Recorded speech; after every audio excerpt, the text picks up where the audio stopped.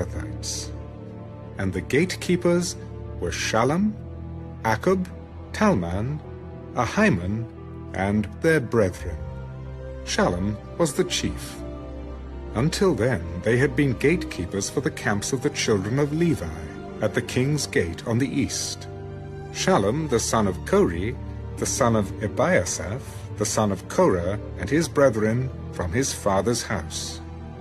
The Korahites were in charge of the work of the service, gatekeepers of the tabernacle. Their fathers had been keepers of the entrance to the camp of the Lord. And Phinehas, the son of Eleazar, had been the officer over them in time past. The Lord was with him.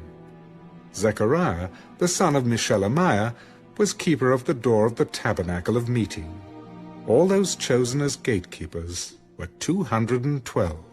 They were recorded by their genealogy in their villages. David and Samuel the seer had appointed them to their trusted office. So they and their children were in charge of the gates of the house of the Lord, the house of the tabernacle, by assignment.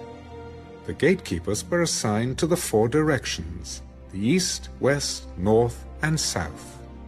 And their brethren in their villages had to come with them from time to time for 7 days.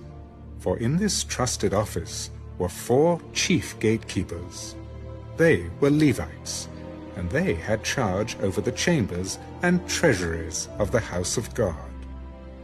And they lodged all around the house of God, because they had the responsibility, and they were in charge of opening it every morning. Now some of them were in charge of the serving vessels, for they brought them in and took them out by count.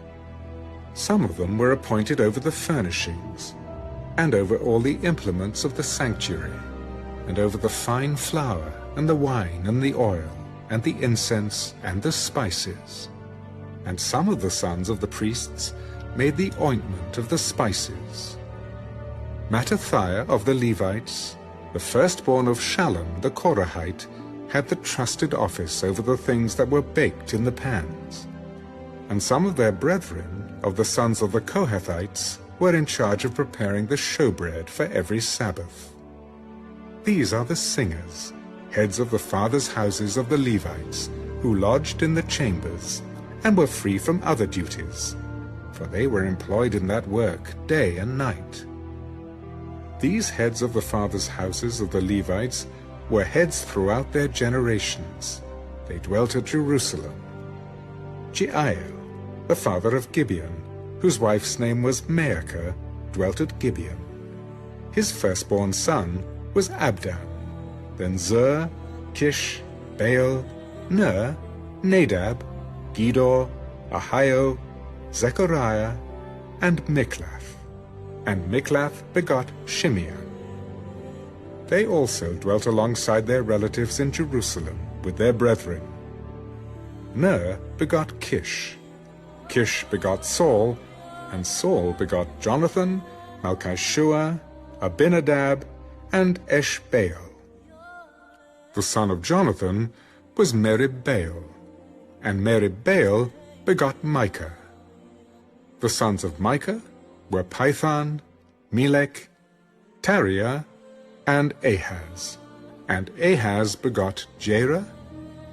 Jerah begot Alameth, Asmaveth, and Zimri. And Zimri begot Moza.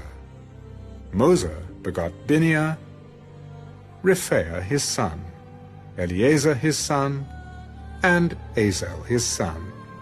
And Azel had 6 sons, whose names were these: Azrikam, Bacharu, Ishmael, Sheariah, Obadiah, and Hanan. These were the sons of Azel.